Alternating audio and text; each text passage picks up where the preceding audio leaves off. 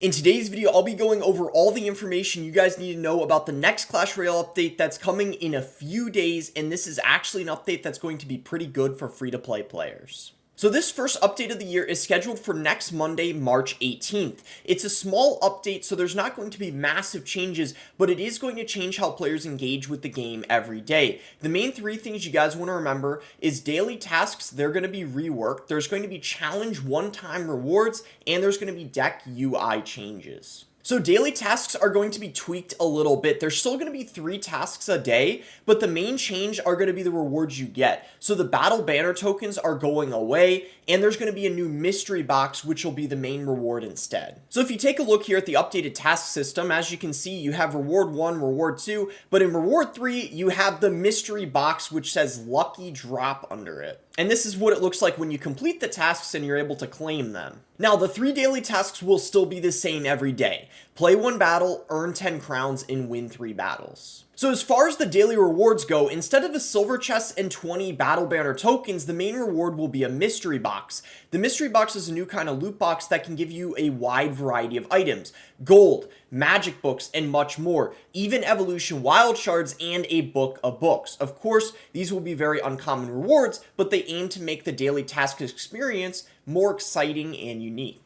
Alright, let's get into some more details about the mystery box now and the rarities. So there's a different drop rate depending on the rarity. For the common mystery box, you get that over half the time at 51.2%. You're just getting more basic rewards. You're just getting gold. And then as far as the wild cards go, it's just common, rare, and epic. But as you go to the rare, which you're getting about 36% of the time, you're getting gold. And then as far as the rewards go, you're getting legendary and champion wild cards. And then for the epic, which you're only getting 11.3% of the time, that's where you're going to actually start to get books as some of your rewards, and the elite wildcards, and even evolution shards. And then for the legendary, you're only getting this 1.5% of the time. That's where you start getting book of books and even evolutions. The other important thing to know about the mystery box is the rewards are dependent on the arena you're in. So for example, you can only get elite wildcards once you reach arena 15, which is 5,000 trophies. And another factor is the mystery box rarity. When you open a box, it always starts as a common, but you have 3 chances to upgrade the rarity. So the probabilities for each chance are this. Common is a 20% upgrade probability, rare is 25%, and epic is 30%. And obviously legendary, it's not listed because that's the highest level it can be. I already mentioned your chance of getting each mystery box, but as far as the frequency goes, you can expect to get a common one about once every 2 days, a rare once every 2.8 days, an epic about once every 9 days, and a legendary one you're gonna get only once about every 66.7 days. Now I'll go over the specific rewards you can get from each of the mystery box rarities, and this is under the assumption you're in the highest arena, which is arena 23 at 9,000 trophies. For the common, you have a 30% chance of getting 1,500 gold, 20 common wild cards, and 10 rare wild cards, and then you have a 10% chance of getting 5 epic wild cards. Next up is the rare mystery box. For this, you're going to have a 25% chance of getting 7,500 gold, 200 common wild cards, and 50 rare wild cards. And then you're going to have a 10% chance of getting 20 epic wild cards, 10% chance of getting 1 legendary wild card, and a 5% chance of getting 1 champion wild card. Now we got the epic mystery box. With this, you're going to have a 12% chance of getting a common book,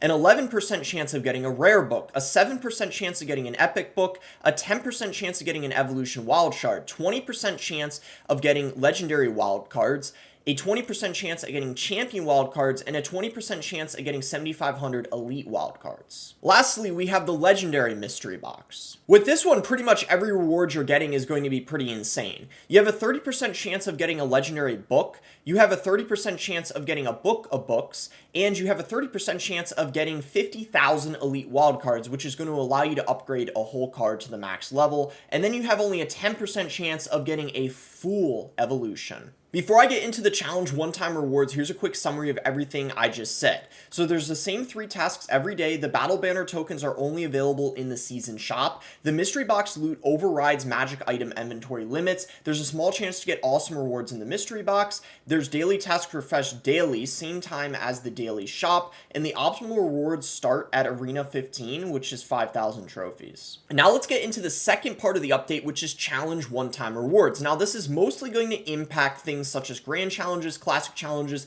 and just overall challenges on the challenge tab. Challenges nowadays are far away from their prime, the rewards are mediocre, and they haven't been keeping up with the game economy. The long queue times and lower status overall may be the main issues, but certainly not the only ones. This update brings a small change that would make them more appealing to casual and new players, which is going to be called one-time rewards. So an example of this is instead of just getting the top prize before, which was cards and gold, now you're getting a book alongside with it. So completing your first Classic and Grand Challenge is already pretty special because you unlock a profile badge. Like I already mentioned now though, you're going to get a prize alongside with it besides just the cards and gold. So now Classic Challenges are going to give you a common book, the Mega Draft Challenge is going to give you a rare book, and the Grand Challenge is going to give you an epic book. One important thing to remember though, before you play these challenges and try to get the 12 wins, you're able to get that book. Make sure whatever book you're competing for, you don't already have it in your inventory slots, otherwise it's going to overflow and you're going to get 100 gems instead, which is definitely worth way less than the book.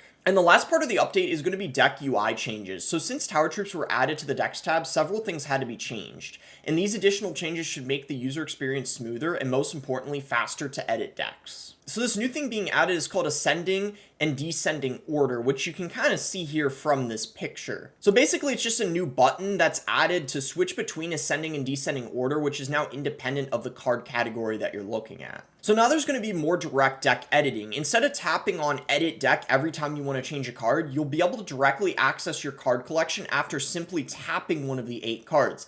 And to exit this edit mode view, you have a couple options. You can tap the card which is selected in your deck to unselect it, or switch to a different deck slot and then switch back. This is important to know if you want to change the Tower Troop of your deck, which isn't an option while you are editing the deck. Also guys, we may have a sneak peek of what's happening later in the year. There might be some big changes happening in Clash Royale. I really want to make this clear. This isn't happening in this update, but recently guys, Clash Mini, which is a game that was created by Supercell, is being discontinued, but they said here as they were discontinuing it, they plan on adding Clash Mini in some way into Clash Royale. So there might be a mini game or a whole new way Clash Royale might be played in the near future, because in the announcement they said, however, we can see very high potential and love for the game within Supercell and our community. With that in mind, we have decided to commit to bringing the Clash Mini experience to Clash Royale to reach its fullest potential. By doing this, we can better serve many more players in fulfilling our ultimate goal and vision. Once we have concrete updates on the next steps for this development, we intend to share them with you as soon as possible. So